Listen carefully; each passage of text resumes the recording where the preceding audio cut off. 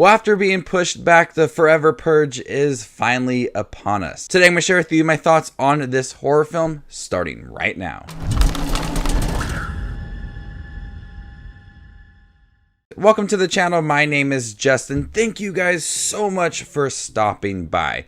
If this is the first time you are on my channel, make sure to hit that subscribe button down below for more up-and-coming content just like this. I've really enjoyed the Purge films. Not the best kind of movies, but the annual tradition of seeing a Purge film. I know there was a couple years in between some of the films, but this fifth Purge film explores what happens after the Purge and a group of people that want to continue the Purge. I appreciate that every single Purge film is a little bit different. Yes, the violent scenes and the people purging all really kind of felt the same. First Purge was a home invasion, then Anarchy explored the outside world, election year explored should we get rid of the Purge, the first Purge explored the origin of it, and now continuing the Purge and people wanting to do it even after the 12 hours is up. So I do appreciate that the story is just a little bit different. What I liked about the Forever Purge is when you have the regular Purge from 7 p.m. to 7 a.m., you're waiting for the clock to tick down. The people that are being hunted, they want the Purge to be over. And they have a time that it will be over and then they eventually will be safe. This time around, since this all takes place after 7 a.m., they don't know when the horror is going to end. It could not end. And so there's this sense of urgency to protect yourself for possibly several days. This group of people want to kill several different people within this movie.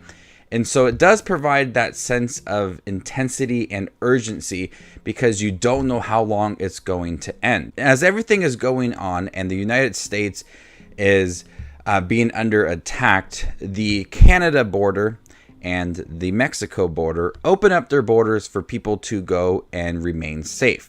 So it also does kind of provide this race against the clock because they only have a certain amount of time to get to the border to remain safe. The moments of the actual Purge, and we see moments of the Purge from 7 p.m. to 7 a.m., and we see the moments of a Purge after the annual Purge.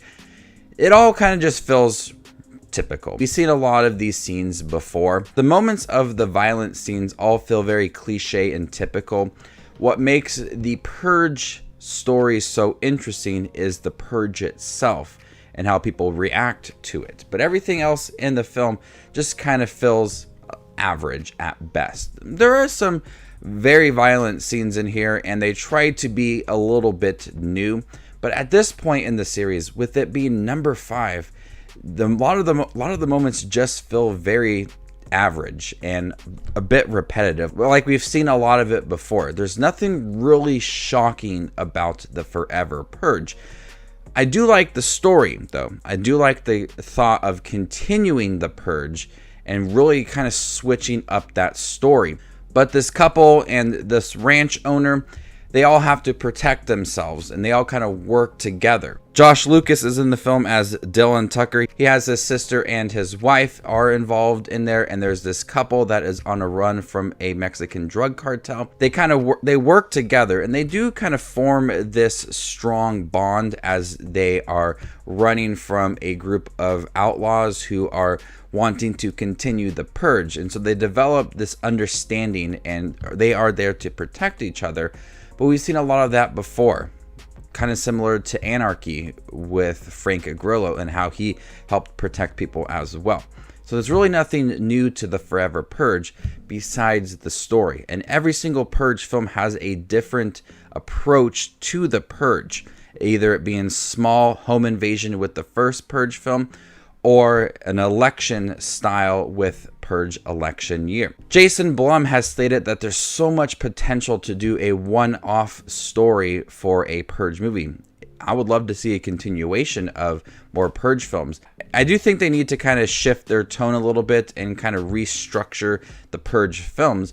But this Forever Purge movie did provide a lot of thrilling sequences, despite them being a little bit repetitive and kind of been there, done that. But the group in here do form a strong bond, and the story is interesting to watch, and it does kind of lead to a possibility of a sequel to this movie, exploring the state of America and how people are kind of being separated. You have the group of people that don't want the purge to happen, and then you have the group of people that want the purge to continue, and they're going to fight against each other. At times it feels a little too real, especially with how America is going on right now in our current world. This purge movie feels more in line with what is happening now, despite despite the actual purge happening and people wanting to continue the purge. Just the ideas of the outlaws and their views on the world is similar to what's going on in the world today. So I do appreciate that this film tried to be a little bit different in regards to its story, but the action and the violent scenes all kind of feel the same, kind of been there, done that. But I still enjoy watching these movies. Clever idea for a film, but it has kind of run its course. Though the stories continue to be engaging and different, the violent scenes and the people purging just doesn't really feel new to me. I'm going to go ahead and give the Forever Purge a C+. Thank you guys for checking my review for the Forever Purge. Have you guys seen it? What do you think about it? Let me know what you guys thought of the film in the comment section down below, and stay tuned for all 5 Purge movies ranked this weekend. My name is Justin Watches Movies, and you guys stay classy, YouTube.